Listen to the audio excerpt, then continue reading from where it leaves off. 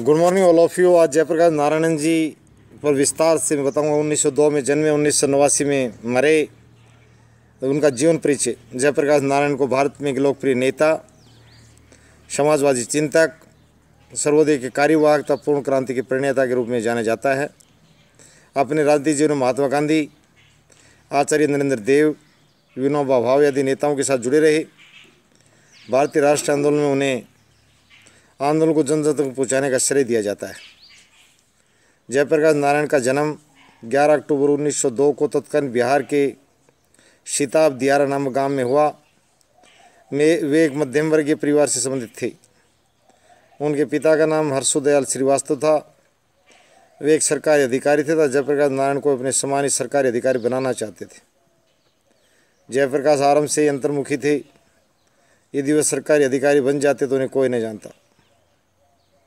जयप्रकाश नारायण ने अपनी आरंभिक शिक्षा अपने गांव के विद्यालय में से प्रारंभ की। वे शुरू से एक प्रतिभाशाली विद्यार्थी थे। प्रारंभिक शिक्षा प्राप्त करने के पश्चात जयप्रकाश नारायण को पटना के एक स्कूल में प्रवेश दिलवाया गया। जब वे कॉलेज के विद्यार्थी थे तो 1920 में महात्मा गांधी के नेतृत्व में असहयोग आंदोलन में शामिल हो गए थे, परंतु 1922 में असहयोग आंदोलन समाप्त होने के पश्चात उन्होंने पुनः अपनी शिक्षा प्रारंभ की, जो उन्होंने असहयोग आंदोलन के कारण छोड़ दी थी। भारत में पढ़ाई पूर्ण करने के पश्चात शिक्षा प्राप्त करने के लिए वे 16 मई 1922 को अमेरिका चले गए। वहाँ उन्होंने सामाजिक विज्ञान के विषय सोशल साइंस में एमए की परीक्षा पास की। अपने अमेरिकी प्रवास के दौरान जेपी ने अनेक मार्क्सवादी विचारकों की रचनाओं का अध्ययन किया, तब मार्क्सवादी विचारों से बहुत प्रभावित हुए। जिन विद्वानों की रचनाओं का जेपी ने अध्ययन किया था उनमें Anatole, Ibsen, Maxim Gorky, Karl Marx, Lenin, Trotsky, Aman Rai आदि के नाम विशेष तौर पर वर्णनीय हैं। 1929 में जयप्रकाश नारायण अमेरिका से भारत आए। जयप्रकाश नारायण ने 1929 में भारत आकर सार्वजनिक जीवन में प्रवेश किया। इसके लिए भूमिका उनकी पत्नी द्वारा पहले तैयार कर दी गई थी। जयप्रकाश नारायण की पत्नी प्रभावती कांग्रेस नेता की पुत्री थी तथा उन्होंने जयप्रकाश नारायण के अमेरिकी प्रवास के दौरान गांधी जी के आश्रम में कार्य किया था। जयप्रकाश नारायण की पत्नी ने गांधी के आश्रम के दौरान ही ये निश्चय किया था कि वह ब्रह्मचारिणी रहेंगी तथा देश सेवा में अपने जीवन को अर्पित करेंगी। जयप्रकाश नारायण के राजनीतिक जीवन का आरंभ यद्यपि पटना से आरंभ हो गया था, परंतु अमेरिका प्रवास के दौरान वे मार्क्सवादी साहित्यिक संपर्क में आए तब मार्क्सवाद का उन पर गहरा प्रभाव पड़ा।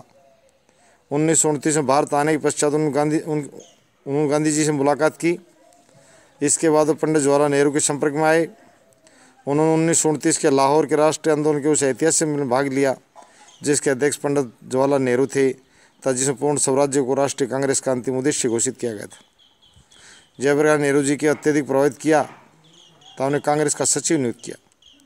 1930 से 1931 के सविनय अवज्ञा आंदोलन के दौरान जो महात्मा गांधी सहित सभी बड़े नेताओं को बंदी बना लिया गया तो कांग्रेस गतिविधियों को जयप्रकाश नारायण ने जारी रखा, परंतु सितंबर 1932 में मद्रास रेलवे स्टेशन से गिरफ्तार करके नासिक जेल में भेज दिया गया। 1932 में जयप्रकाश नारायण के जीवन में नासिक जेल में महत्वपूर्ण भूमिका निभाई। यहाँ उनकी मुलाकात अनेक समाजवादी नेताओं से हुई। इसमें अशोक मेहता, अच्युत प्रवर्धन, मीनू मशानी आदि प्रमुख थे। इन समाजवादी विचारकों ने एक समाजवादी गुट बनाने का निर्णय किया। 1934 में जयप्रकाश नारायण ने आचार्य नरेंद्र देव, अशोक मेहता आदि नेताओं से मिलकर कांग्रेस समाजवादी दल की स्थापना की। ये एक अलग राजनीतिक दल नहीं था, वरन कांग्रेस के समाजवादी नेताओं ने भारतीय राष्ट्रीय कांग्रेस के अंदर ही एक समाजवादी गुट बनाया था। इसका उद्देश्य कांग्रेस के अंदर ही एक अलग समाजवादी गुट बनाया था। इसका उद्देश्य भारतीय राष्ट्रीय कांग्रेस में समाजवादी विचारधारा का समावेश करना था। नेहरू जी यद्यपि समाजवादी विचारों के समर्थक थे, परंतु इस गुट में शामिल नहीं हुए। द्वितीय विश्व युद्ध के दौरान समाजवादी नेताओं ने ब्रिटिश साम्राज्यवाद के विरुद्ध जबरदस्त आंदोलन चलाया। 1939 में जब ब्रिटिश सरकार ने भारत के भी इस युद्ध में शामिल होने की घोषणा कर दी तो जयप्रकाश नारायण ने इसका विरोध किया। जयप्रकाश नारायण का कहना था कि ये एक साम्राज्यवादी युद्ध है, हम इसका विरोध करते हैं। हम हमारे लिए स्वतंत्रता प्राप्त करने के लिए इस युद्ध का लाभ उठाने जा रहे हैं। This is an imperialist war, we will oppose it, we are going to take advantage of this war to win independence for ourselves. Jayaprakash Narayan उन्होंने आह्वान किया कि वे ब्रिटिश साम्राज्यवाद को समाप्त करने का उचित समय आ गया है। जयप्रकाश नारायण को अन्य नेताओं के साथ बंदी बना लिया गया। 1940 में जेल से बाहर आने पर उन्होंने फिर अपना संघर्ष आरंभ कर दिया। गांधी जी द्वारा अगस्त 1942 का भारत छोड़ो आंदोलन समाजवादी नेताओं दबाव कारण ही चलाया गया। जयप्रकाश नारायण को फिर बंदी बना लिया गया, परंतु जेल से भाग निकले तो राम मनोहर लोहिया के साथ भूमिगत क्रांतिकारी गतिविधियों में शामिल रहे। ब्रिटिश सरकार ने सितंबर 1943 में जयप्रकाश नारायण को पुनः गिरफ्तार कर लिया। 1945 में इंग्लैंड में मजदूर दल की सरकार बनी, लेबर पार्टी। मजदूर दल की सरकार को भारत को नरम था, उन्होंने भारत को स्वतंत्रता देने का वायदा किया था। 1946 में कैबिनेट मिशन भारत आया था। जयप्रकाश नारायण सहित अनेक नेताओं को रिहा कर दिया गया। 1946 कांग्रेस अधिवेशन गांधी जी ने जयप्रकाश नारायण को अध्यक्ष बनाने का प्रस्ताव रखा, परंतु कांग्रेस कार्यकारिणी ने स्वीकार नहीं किया। जयप्रकाश नारायण भारत को पूर्ण स्वतंत्रता प्राप्त होने तक ब्रिटिश सरकार से किसी प्रकार का सहयोग करने के पक्ष में नहीं थे।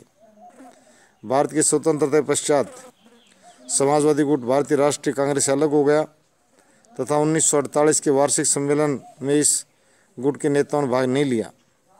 भारत की संविधान सभा में इस गुट के प्रतिनिधि नहीं थे। जयप्रकाश नारायण का मानना था कि स्वतंत्रता प्राप्ति से पूर्व चुनाव में उनके गुट द्वारा भाग न लेना उनकी बड़ी भूल थी। 1952 में समाजवादी गुट के चुनाव में भाग लेने के उद्देश्य से प्रजा समाजवादी दल की स्थापना की, परंतु चुनाव में इस दल को बुरी तरह पराजय का मुँह देखना पड़ा। जयप्रकाश नारायण ने अपने आप को इसके बाद सक्रिय राजनीति से अलग कर लिया, जो विनोबा जी के सर्वोदयता बौद्ध आंदोलन में जुड़ गए। जयप्रकाश नारायण का अंतिम राजनीतिक संग्राम 74 में आरंभ हुआ। उन्होंने तत्कालीन इंदिरा सरकार के विरुद्ध छात्रों के आंदोलन को मार्गदर्शन प्रदान करने का संकल्प लिया। ये बहुत महत्वपूर्ण बात है उनके जीवन की, जो सबसे प्रसिद्ध यह कारण बनी। अंतिम राजनीतिक संघर्ष 1974 में आरंभ हुआ उनका। उन्होंने तत्कालीन इंदिरा सरकार के विरुद्ध छात्रों के आंदोलन को मार्गदर्शन प्रदान करने का संकल्प लिया। समाजवादी से बना सर्वोदय नेता संपूर्ण क्रांति के नारे के साथ भारतीय राजनीति के पटल पर प्रदर्शित हुआ। जयप्रकाश नारायण के नेतृत्व में संघर्ष पूरे भारत में फैल गया। इलाहाबाद उच्च न्यायालय द्वारा श्रीमती इंदिरा गांधी चुनाव का अवैध घोषित करने के बाद आंदोलनकारियों ने इंदिरा गांधी के त्याग पत्र की मांग की और सभी विपक्षी दलों ने इंदिरा सरकार के विरुद्ध संगठित संघर्ष करने का निर्णय लिया। इस आंदोलन को दबाने के लिए 25 जून 1975 को इंदिरा गांधी ने इंदिरा सरकार ने आपातकाल की घोषणा कर दी, तो जयप्रकाश नारायण से सहित सभी विपक्षी नेताओं को बंदी बना दिया गया। मार्च 1917 आम चुनाव की घोषणा की गई। इससे जयप्रकाश नारायण के प्रयत्नों के फलस्वरूप परिणाम स्वरूप जनता पार्टी की स्थापना की गई। जनता पार्टी ने आम चुनाव विजय प्राप्त की, जिसके परिणाम स्वरूप प्रथम बार केंद्र में गैर कांग्रेस सरकार स्थापित हुई। ये जयप्रकाश नारायण की महान उपलब्धि थी। जयप्रकाश नारायण का स्वास्थ्य लगातार किए जाने वाले संघर्ष से कमजोर होता जा रहा था, जिस कारण 8 अक्टूबर 1989 को 8 अक्टूबर 1979 को भारत के इस महान नेता का निधन हो गया। वे उसमें 77 वर्ष के थे। उनके स्वर्गवास होने का पता चलते सारे देश में मातम छा गया और सभी दलों के प्रत्येक वर्ग के नेता ने उस महान आत्मा को हार्दिक श्रद्धांजलि अर्पित की। जयप्रकाश नारायण ने अपने जीवन काल में अनेक पुस्तकों और लेखों के माध्यम से अपने विचार व्यक्त किए हैं। जयप्रकाश नारायण के समाजवादी विचारों का ज्ञान हमें उनके द्वारा लिखित पुस्तक समाजवाद क्यों वाई सोशलिज्म से होता है।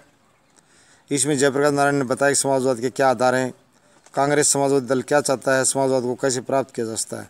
इसके अतिरिक्त उन्होंने socialism, Sarvodaya democracy towards total revolution पुस्तक को रचना की। उनके द्वारा लिखित संस्कृत लेख आदि उनके विचारों की अभिव्यक्ति करते हैं। जयप्रकाश नारायण द्वारा दिए गए भाषण तथा वक्तव्य उनके राजनीतिक विचारों को प्रकट करते हैं। जयप्रकाश नारायण आज नहीं है, परंतु विचार तथा समाजवाद के प्रति दृष्टिकोण आज भी जीवित है। निष्कर्ष कंक्लूजन, जयप्रकाश नारायण के सार्वजनिक राजनीति को मुख्य 3 भागों में बांटा जा सकता है। प्रथम भाग में वे एक समाजवादी नेता तथा विचारक थे। 1952 के आम चुनाव की असफलता ने उन्हें इसे विमुक्त कर दिया। द्वितीय भाग में उन्होंने एक सर्वोदय नेता के रूप में विनोबा जी के साथ मिलकर कार्य किया और सक्रिय राजनीति से दूर रहे। और तृतीय भाग में उन्होंने तत्कालीन इंदिरा सरकार के विरुद्ध विद्रोह किया तथा संपूर्ण क्रांति का आह्वान किया। आधुनिक भारत में जयप्रकाश नारायण को जेपी के लोकप्रिय नाम से याद किया जाता है। धन्यवाद।